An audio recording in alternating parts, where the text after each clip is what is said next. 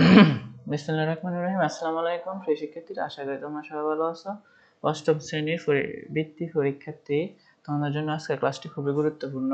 Seen passage থেকে তোমাদের যে প্রশ্নগুলো আসবে, সিন প্যাসেজ থেকে কোন কোন গল্প থেকে তোমাদের যে গল্প আসবে বইয়ের, সেই বিষয় নিয়ে আজকে আলোচনা করবো। এবং যে বইয়ের গল্পগুলো থেকে কিভাবে আমরা অ্যান্সার করতে পারি, অ্যান্সার করলে কিভাবে আমরা নাম্বার পেতে পারি, সে সম্পর্কে আলোচনা করবো। আমরা যে আমাদের নিয়ম মতো মন মতো যে সিনথেসিস থেকে কি করি, আমাদের ডাবলএস কোশ্চেনগুলা, তারপরে তোমার যে তোমার বহু নির্বাচনী বা এমসিকিউ যেগুলো থাকে, সেগুলো আমরা আমাদের মন মতো করে দাগিয়ে দিই।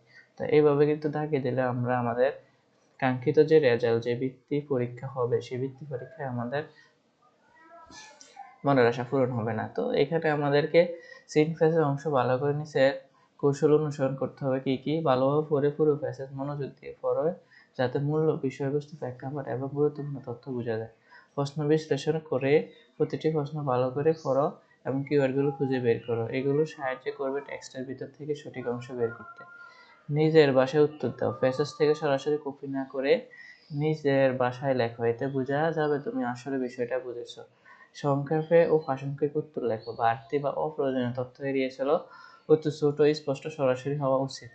পূর্ববর্তী প্রশ্নপত্র অনুশীলন করো। আগে যে বৃত্তি পরীক্ষা প্রশ্নপত্র দেখে অনুশীলন করলে পরীক্ষার ধরন ও সাধারণ প্যাসেজ সম্পর্কে ধারণা পাওয়া যাবে। তো সম্ভাব্য দেখা প্যাসেজ আমাদের যে ইম্পর্টেন্ট যেগুলো রিভার গিবসে জীবনযাত্রা, ঐতিহ্য ও জীবিকা নিয়ে প্রশ্ন আসতে পারে।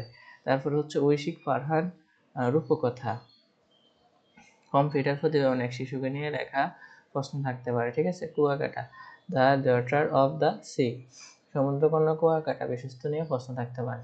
The fisherman and the gold coins, এক জেলের গল্প, ঘটনাক্রমে নৈতিক শিক্ষা নিয়ে প্রশ্ন থাকতে পারে। ঠিক আছে। তো এই আমাদের বইয়ের যে সিন প্যাসেজগুলো কিওয়ার্ড এবং তার অর্থ, ভোকাবুলারি এবং তার কি সম্পর্কে গল্পটা লিখছে, ওই লেখা সম্পর্কে ভালোভাবে ধারণা রাখতে হবে। এবং গল্প থেকে সরাসরি কপি না করে নিজের মতো তোমাদেরকে অ্যান্সারগুলো দিতে হবে ডাব্লিউএস ওয়ার্ডে। তারপর যে এমসিকিউতে যেগুলো আসে, আমাদের সিন প্যাসেজ থেকে যে যতগুলো নাম্বার আছে, ওই নাম্বার যদি আমরা পেতে চাই, তাহলে যে ওইটা মনোযোগ সহকারে আমাদেরকে শেষ করতে হবে। তাহলে সবাই সুস্থ থাকবে, ভালো থাকবে, আল্লাহ হাফেজ।